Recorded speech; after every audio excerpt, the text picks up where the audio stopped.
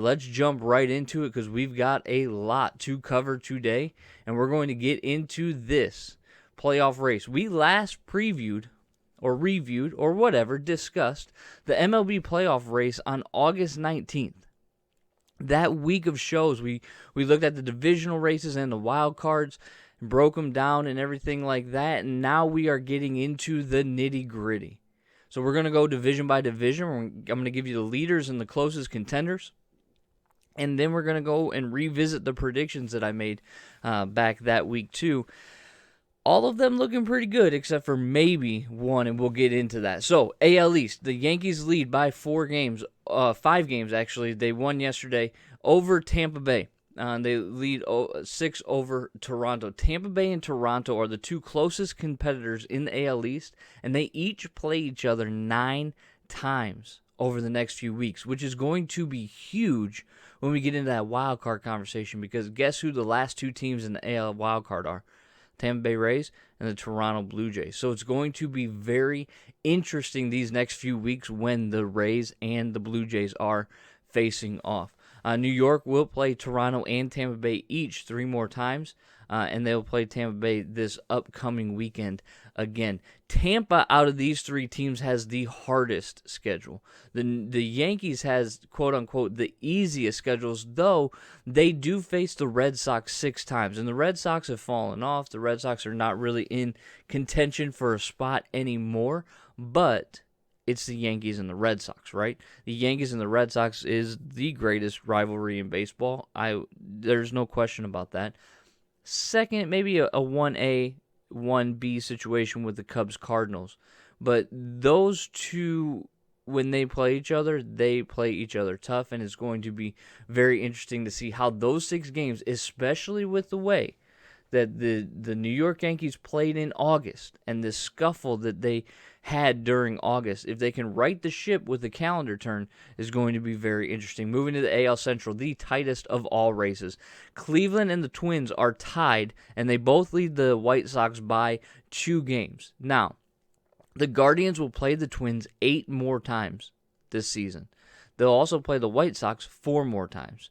The White Sox play the Twins 6 times, and the Twins play the Guardians and the White Sox a few times. The issue is, with this many games and this tight of a race, September is all that matters for these teams. The White Sox can close a gap. They've been playing much better since Cairo took over as their manager, with Tony La Russa being out indefinitely for health reasons. But it's going to be very interesting. Now, the White Sox specifically have the easiest schedule. They have 4 games with Oakland, 6 with the Tigers, and 2 with the Rockies. Cleveland has the next easiest, with 9 with the Royals, 3 with the Angels, and 3 with the Rangers. Minnesota has 3 with Detroit left, so 6 with Kansas City, and 3 with the Angels. Whoever can take the most advantage of this easy part of their schedule is going to win, and then is going to win the division. And when we look at the wild card standings, when we look at what's going on with the wild card standings, the AL Central team, the runner-up for the AL Central team, is most likely going to be out of the playoffs. You have to win this division to be in the playoffs, because you're already 5 games back of that last wild card spot. I think it's 5 or even 7 games back of that final wild card spot, and that's a lot of ground to make up in such a short amount of time. So for the AL Central teams, arguably one of the worst divisions in baseball, let's be very clear about that, you have to win the division to get in. In the AL West, barring some miracle by the Mariners, the Astros have it locked up. They have a 10-game lead going into the final month of the season. Not saying it's impossible, but it's improbable that they lose that division title. So let's flip over to the National League, the NL East. The Mets lead by 1 game over the Braves, with Philadelphia looking for a wild card spot, being 11.5 games back in the division. The Mets, moving forward, have the easiest schedule, with 3 left with Washington, 7 left with Pittsburgh, 3 with Oakland, 5 with Miami, and 3 with the Cubs. While Atlanta has 6 with Washington, 2 with Oakland, 3 with Miami, and 3 with the San Francisco Giants. They also play each other 3 more times, which is going to be a massive, massive series for that division. The NL Central. NL Central, when we looked at it 2 weeks ago, the Cards had, I believe it was a 3.5 or a 3-game lead. That's what it was. They had a 3-game lead over the Milwaukee Brewers. Since that time, since August 19th, they've increased that lead by 5.5 games. Seattle still has 3 games with the Dodgers, San Diego, and 4 with Milwaukee. But they also have 4 with Washington, 9 with Pittsburgh, and 5 with Cincinnati. Milwaukee, on the other hand, has 3 with the Mets, 3 with the Yankees, and 4 with St. Louis left. They have 7 with Cincinnati, 4 with Miami, 3 with Colorado, 3 with Arizona, and 2 with San Francisco. The Brewers have all but played themselves out of a wild card spot at this point and have really hurt their chances in the division, now being 8.5 games back. In the NL West, it's the Dodgers who reign supreme. I mean, there's no question that the Dodgers are going to win that division. They have an 18-game lead with 30 or less games left to play.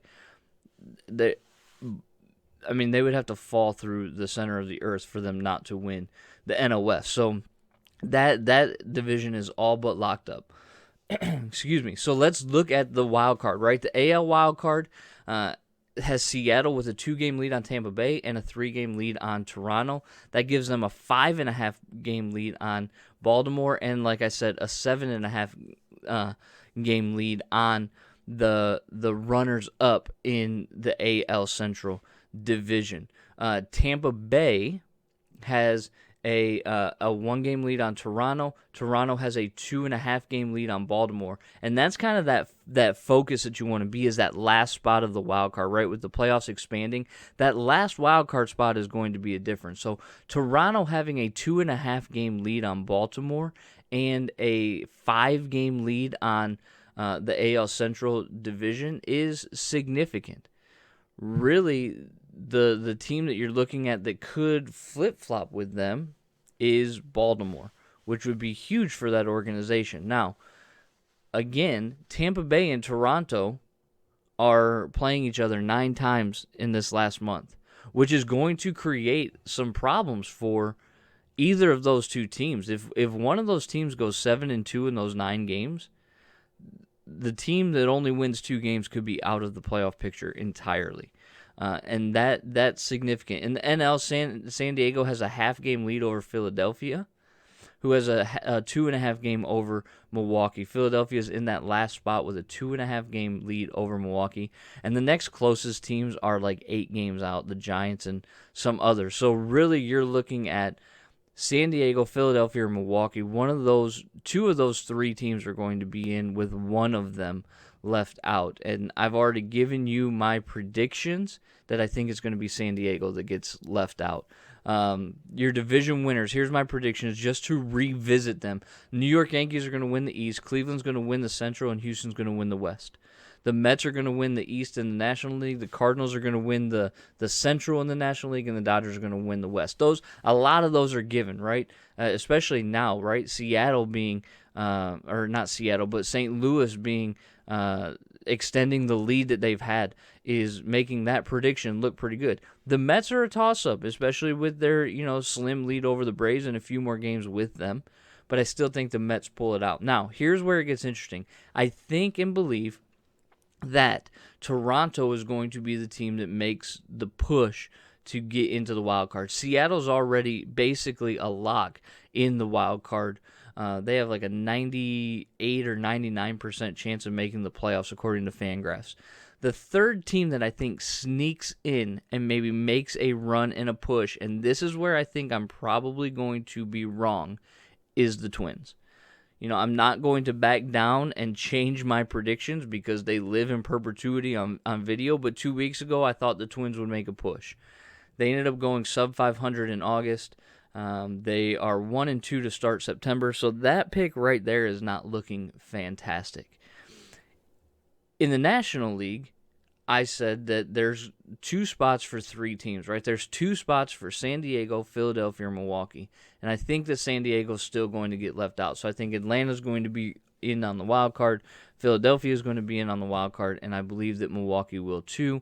However, Those last two, Minnesota and Milwaukee, are going to make me look like a bad selector of teams when it comes to the MLB playoffs. And it's going to be interesting to see what happens over the next few weeks. So definitely be watching those games closely. The stadiums are full of just playoff atmosphere and energy, and it is 100% fantastic. So make sure that you are tuning into those games to see if AJ was right.